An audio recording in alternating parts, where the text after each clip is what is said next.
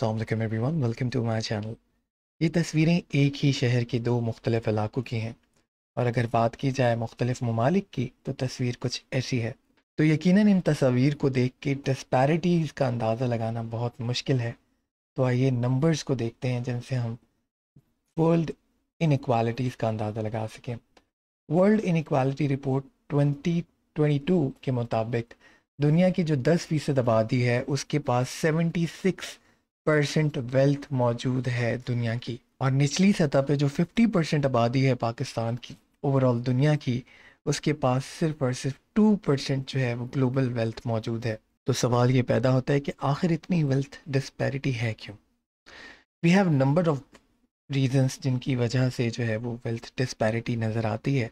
Globalisation, technological advancement वो चीज़ें हैं जो आपको आज के दौर में वेल्थ डिस्पैरिटी को एक्सप्लेन करती नज़र आती हैं। फॉर इंस्टेंस, अगर आप किसी फैक्ट्री की बात करें तो जहाँ पे 50 लोग काम करते थे, टेक्नोलॉजिकल एडवांसमेंट के बाद वहाँ पे जो है वो सिर्फ 10% लोग काम करके अपना काम जो है वो मुकम्मल कर रहे हैं। इसके अलावा ग्लोबलाइजेशन ने बहुत ज़्यादा सपोर्ट किया है कैपिटलिज्म को। फॉर इंस्टेंस, मैं अगर आपको एग्जांपल दूं तो ग्लोबलाइजेशन के बाद एमएनसीज जो हैं उनका दायरा बहुत वसी हुआ है।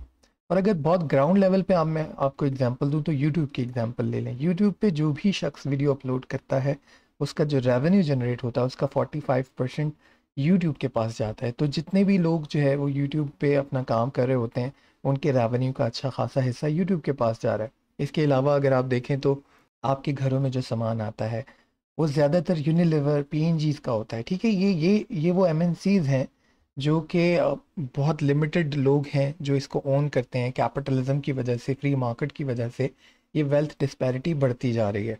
फिर आप देखते हैं चैट जीपीटी वगैरह जो भी इन्वेंशंस हो रही हैं, इससे कंटेंट राइटर्स का काम काफ़ी हद तक मुतासर होगा। रोबोट बन जाएंगे तो इंसान जो है वो, उनको रोबोट्स जो है वो रिप्लेस करने की तरफ भी जाएंगे। फिर रोबोट्स जो है, जो मशीन्स हैं, उनकी कोई मजबूरियां भी नहीं होती, वो बीमार भी नहीं होते, उनको सिर्फ आपने चार्ज करना है। जबकि ह्यूमन बिहेवियर है कुछ, उसके साथ साइकोलॉजिकल प्रॉब्लम्स भी हैं और बहुत सारे रीजंस हैं। तो वहाँ पे एक एज भी मिलेगा। फिर परफेक्शन का भी एक जो है वो क्राइटेरिया है, जो मशीन है वो कुछ ज़्यादा बेहतर परफॉर्म करती है। तो आप देखते हैं कि टेक्नोलॉजिकल एडवांसमेंट के बाद जो है वो जो दौलत है वो चंद हाथों में महसूर होती जा रही है। सेकंड जो चीज़ मैं यहाँ पे डिस्कस करना चाहूँगा वो है income disparity. The bottom 50% of the poorest global population earn just 8.5% of the total global income.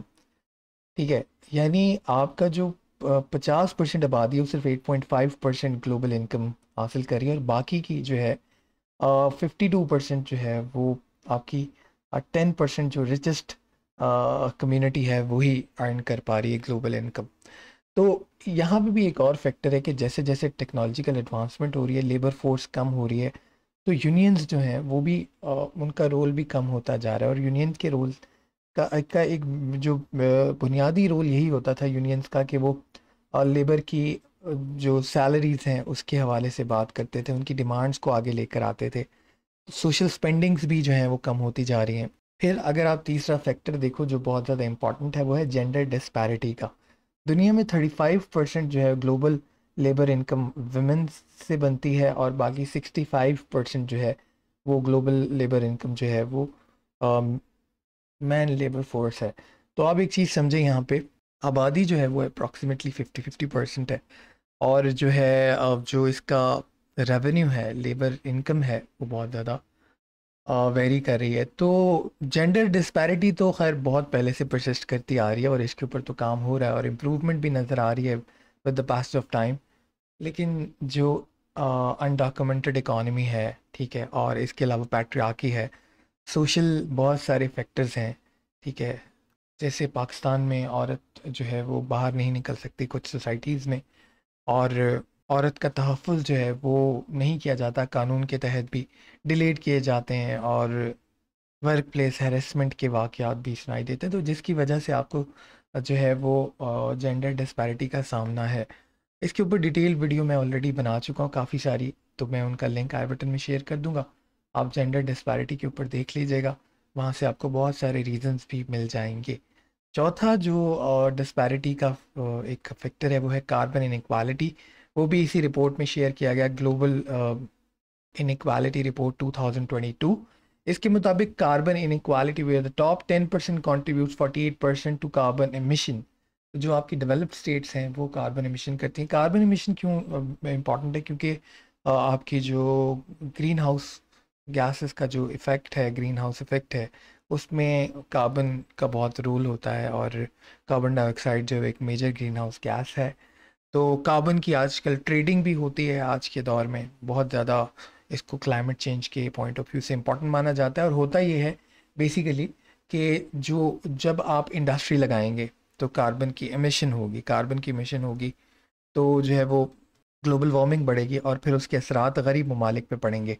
तो बेसिकली जो डेवलप्ड स्टेट्स हैं वही ज़्यादा मैन्युफैक्चरिंग करती हैं और वो फिर एक्सपोर्ट भी करती हैं। गरीब ममालिक इंपोर्ट्स करते हैं, वहाँ से भी उनको जो है वो फिर डेफिसिट का सामना होता है। ठीक है, फिर क्लाइमेट चेंज के जो इफ़ेक्ट हैं उनसे भी, अगर हम पाकिस्तान की एग्जांपल दें तो पाकिस्तान जो है वो 8 मोस्ट अफेक्टेड कंट्रीज़ में आता है, 8 या 5 आई थिंक इसकी रैंकिंग, जो क्लाइमेट चेंज से अफेक्ट होती है। जबकि जो कंट्रीब्यूशन है पाकिस्तान का वो 0.8% है। इसके बरक्स चाइना का, यूएसए का, इंडिया का कंट्रीब्यूशन बहुत ज़्यादा है, रशिया का भी। तो बेसिकली जो है वो कार्बन इनइक्वालिटीज़ जो है वो आज के दौर में काफ़ी ज़्यादा एक बड़ा फैक्टर है।